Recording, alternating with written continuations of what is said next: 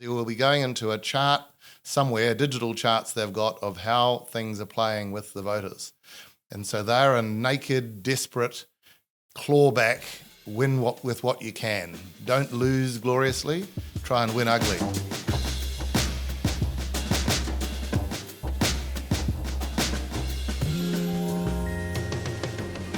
Hello and welcome to Raw Politics, Newsroom's weekly podcast and video chat on the big political issues.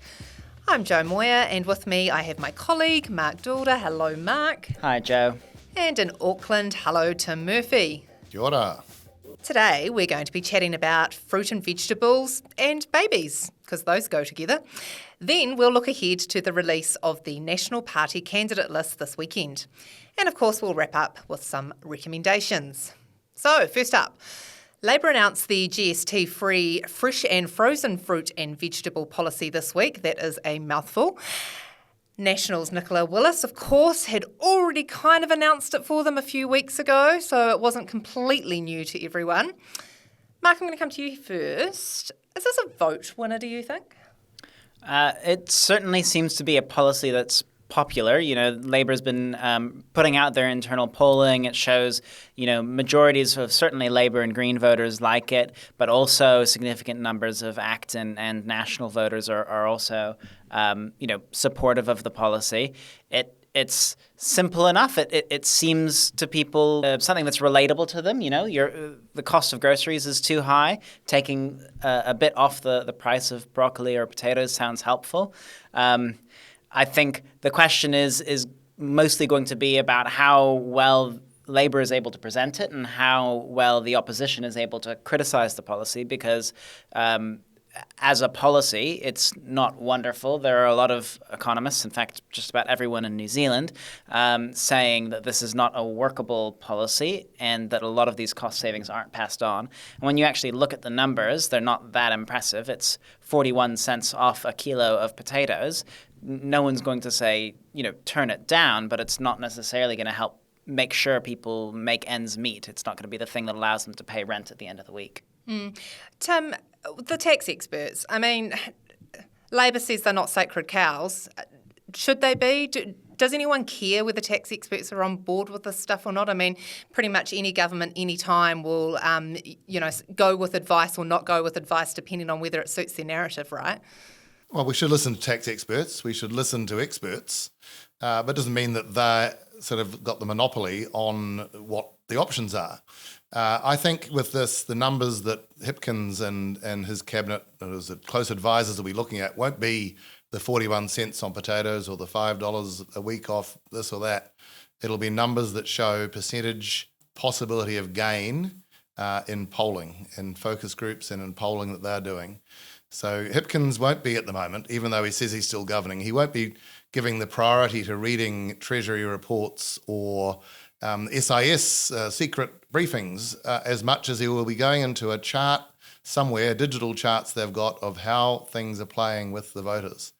And so they're a naked, desperate, clawback, win with what you can. Don't lose gloriously, try and win ugly. And so I think they're having necessarily to put themselves against sound tax practitioners and scholars and policy so they can retrieve what they think they can win with and therefore continue to do some of the things they want to do in their careers.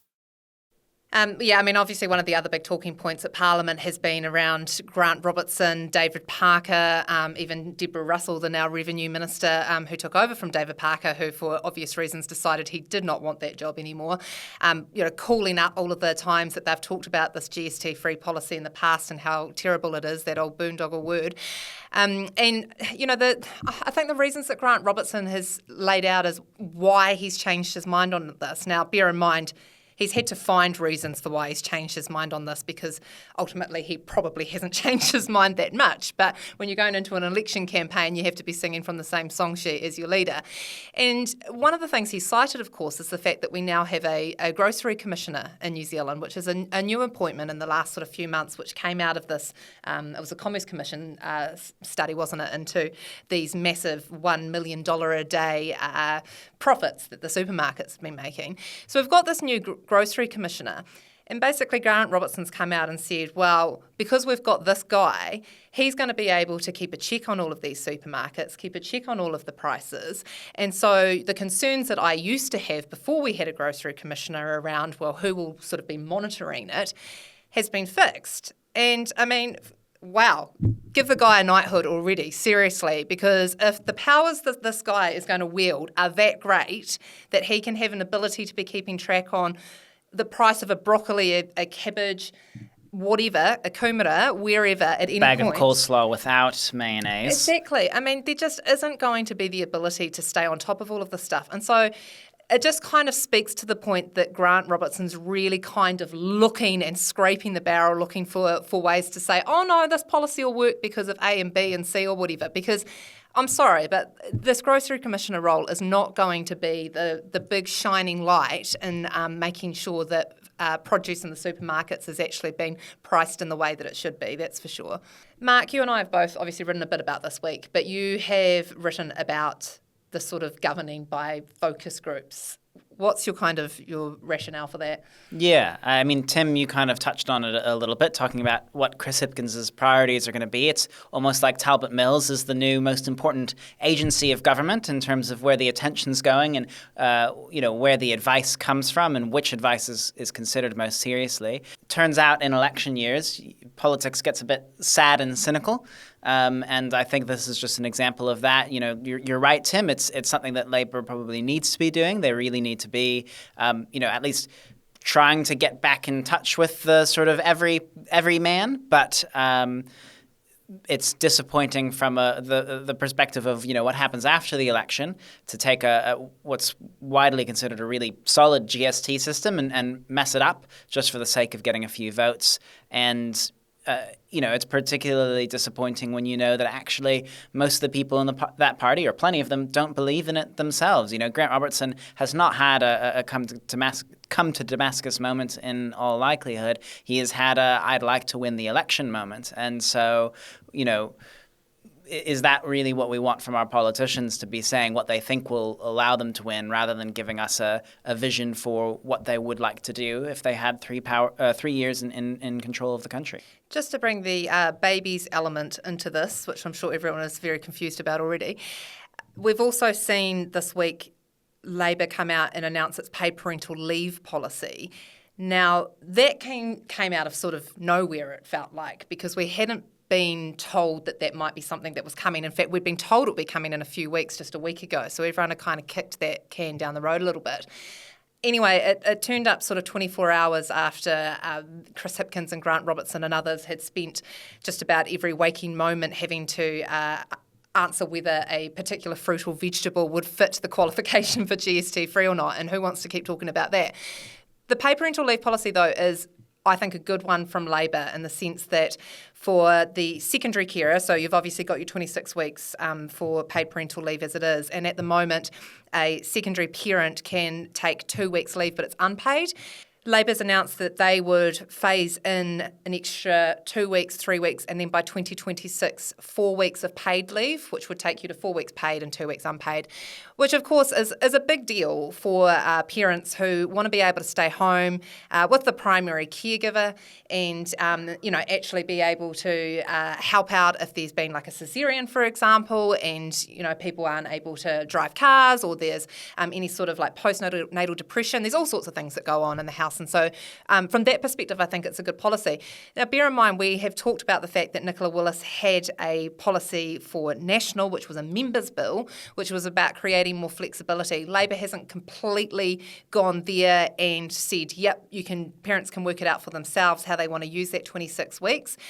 What they have said is with the secondary carer, they can basically take it at the same time, or they can take it after the primary caregiver has used the 26 weeks.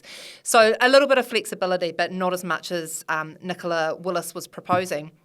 Tim, just coming back to you on this, how do you think this has played out, I guess? Because for a while there, it looked as though Labor was being pretty awful, actually, and cold towards parents and kind of entering their house and saying, no, we'll tell you how you can use your paid parental leave.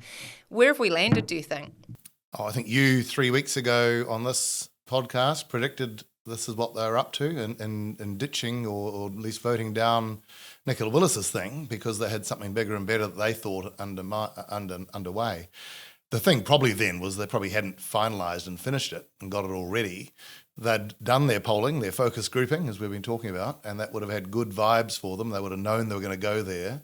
But again, I think Labor on this were in tribal survival mode.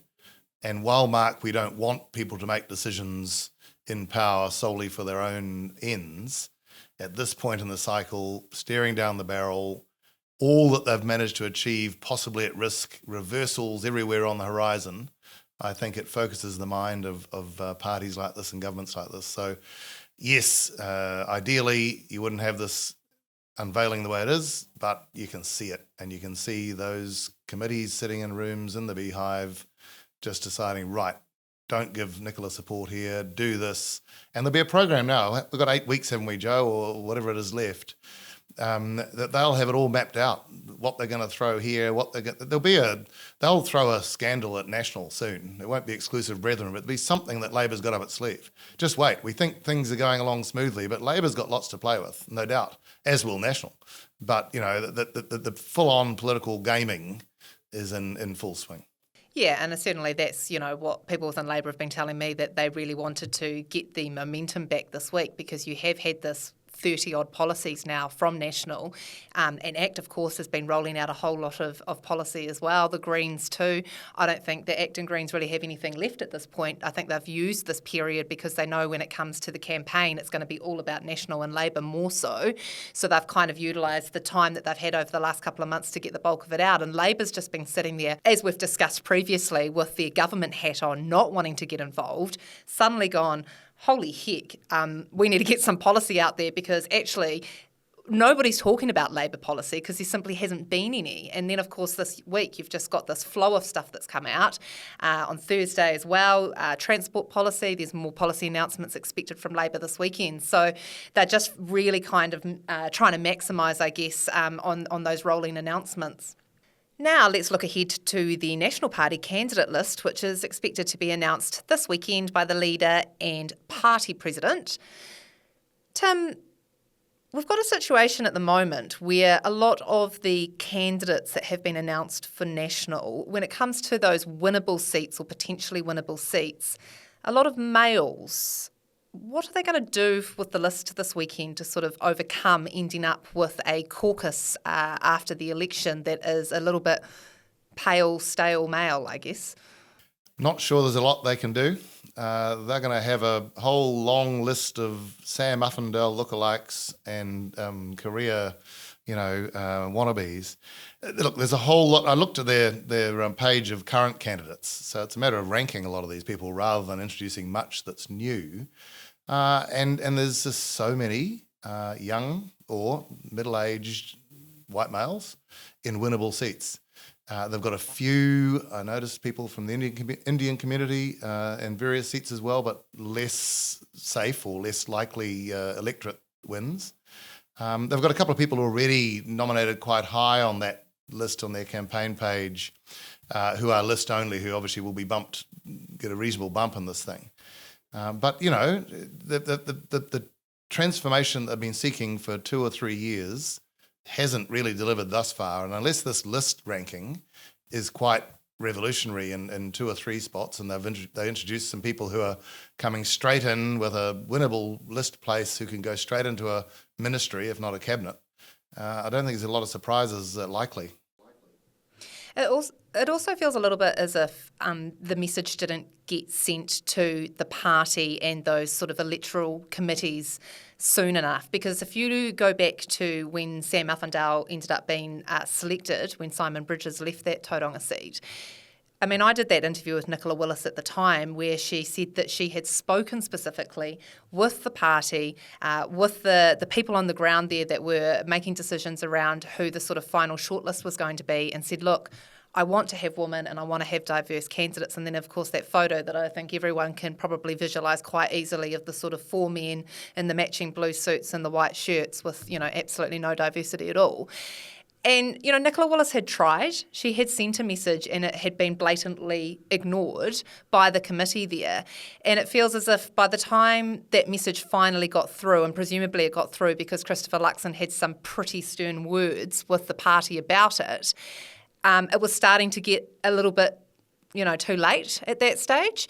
And as a result, I think that's possibly why, where the candidates that are more diverse are landing are in these electorates that aren't sort of seen as particularly winnable.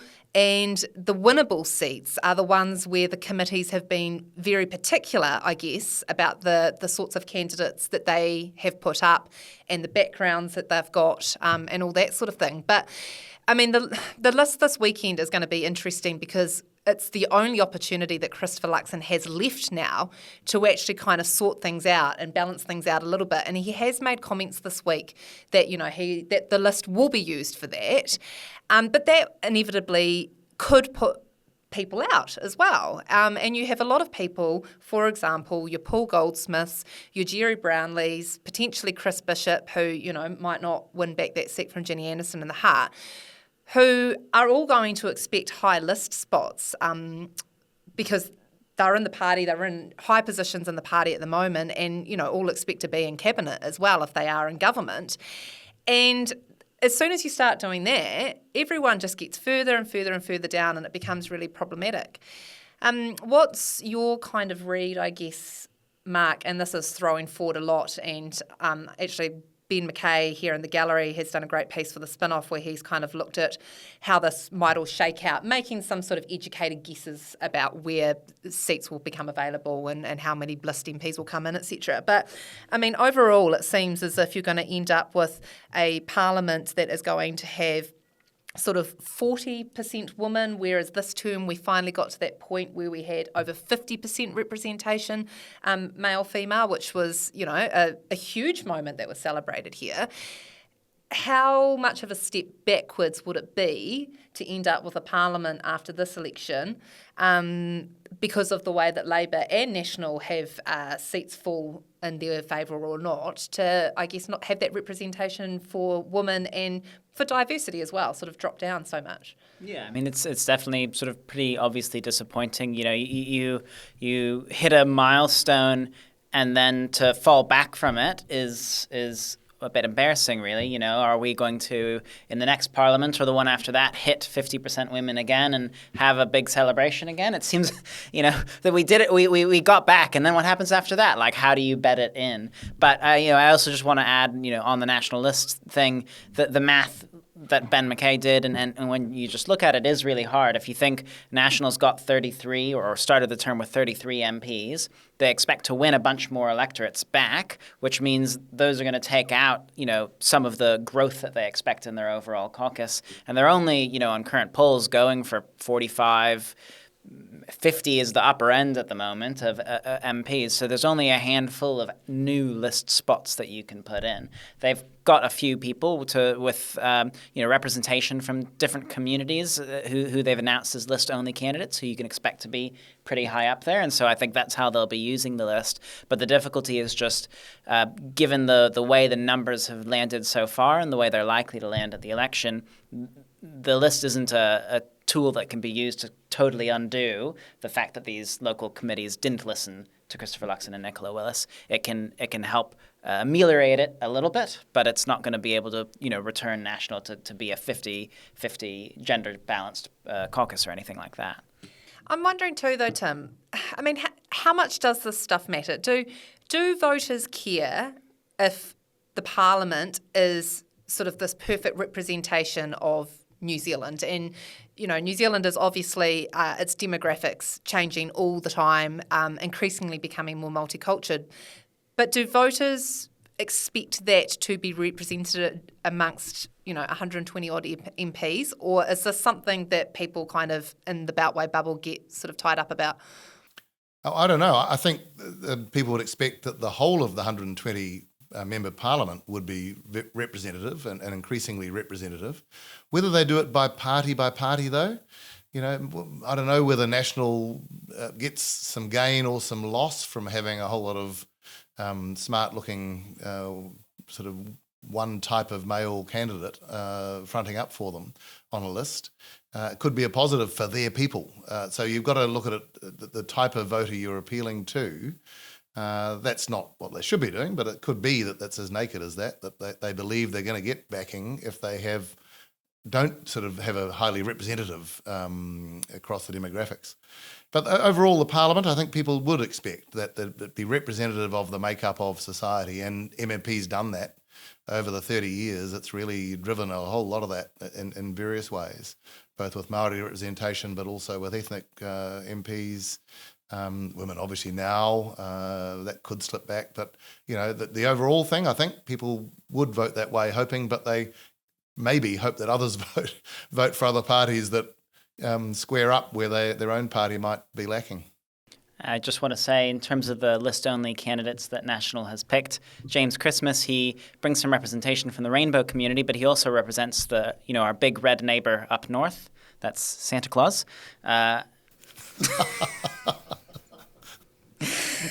I don't know why I allowed you to work that in, but that seems like a really great place to end this topic. Our audience question this week is, what are the weird, wacky and wonderful bits of the valedictory speeches so far? Of course, with Parliament coming to an end, there are a few who have decided to go bye-bye, and they are working their way through their speeches this week and next week.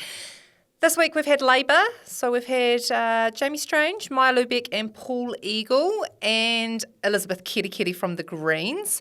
And at the time of recording, Stuart Nash and David Clark hadn't yet come.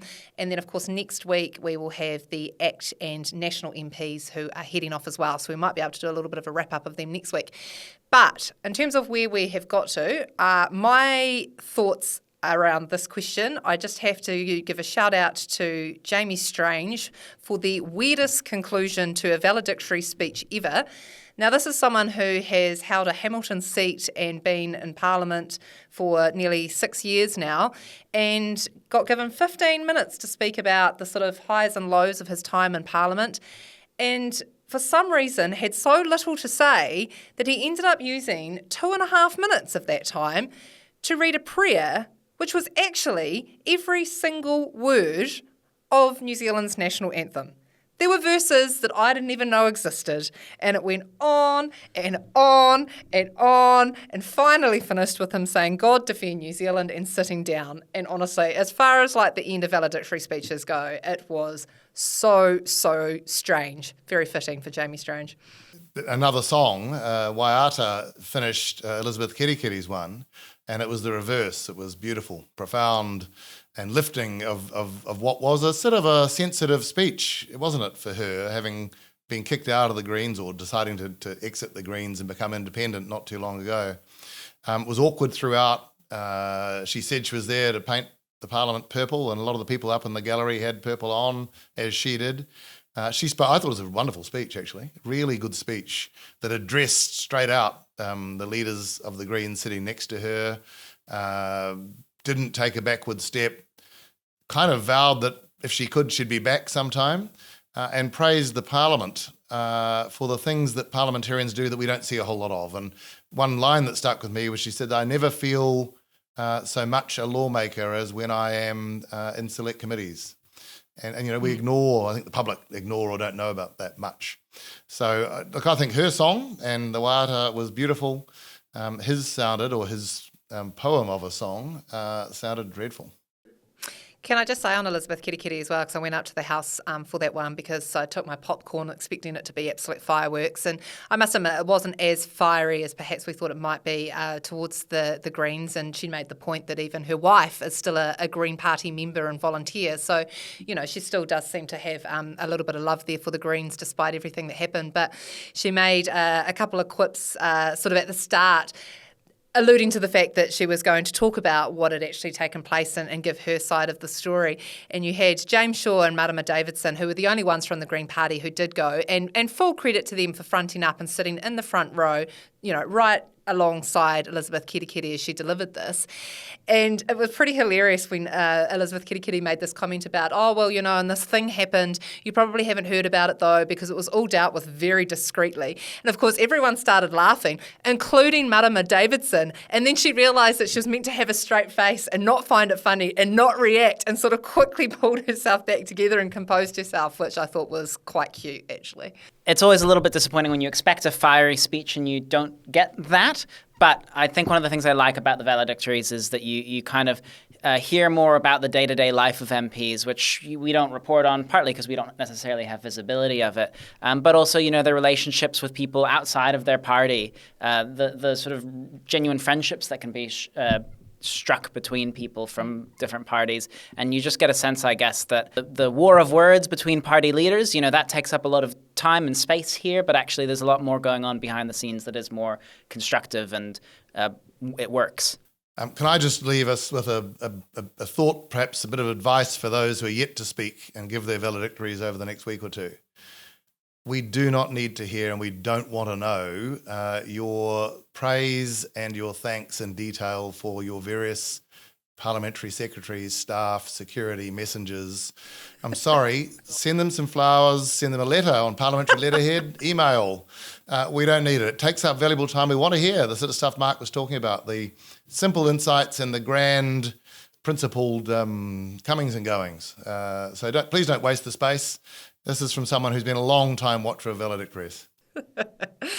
Sage advice from Tim Murphy to all departing MPs. Let's wrap things up with some recommendations, something you've watched, read or listened to this week that you've enjoyed. Mark, let's start with you. I'm recommending Emma Hatton's article at Newsroom, our colleague, a National Party trio appeal convictions. It's about the donations case, the long-running donations case. And it seems like, there weren't too many other reporters in the courtroom this week other than Emma, who sort of took what is a dry and torturous process and series of events and turns it into an interesting article with a few little tidbits of joy in there, including one of the lawyers arguing about the difference between a winky face emoji and a smiley face emoji. Highly recommend you check it out. It's a quick read, but a good one. Yeah, no, definitely hard to agree on that one.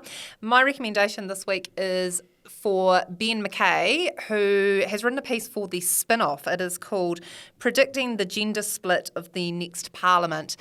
We talked about some of this earlier. It's just a really good look. Obviously, it's some educated guessing, some predictions. I do like his disclaimer at the top that probably parts of it will be wrong, which you don't normally write when you are doing a story. But in this case, you have to accept that there will be some shocking results, no doubt, as there always are in elections. But yeah, it's just an interesting look at how things might play out in terms of gender and other things in the next parliament.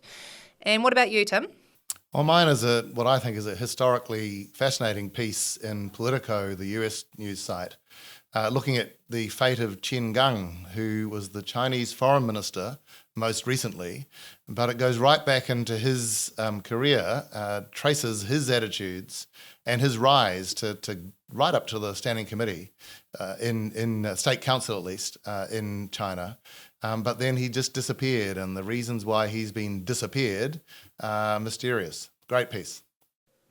And that's it from Raw Politics for this week. Thank you to our producer, Hugo Stewart, and our readers, listeners and viewers. Please send any burning questions you have to me, joe.moyer@newsroom.co.nz. Thank you, Tim and Mark. Thanks, Joe. Thank you.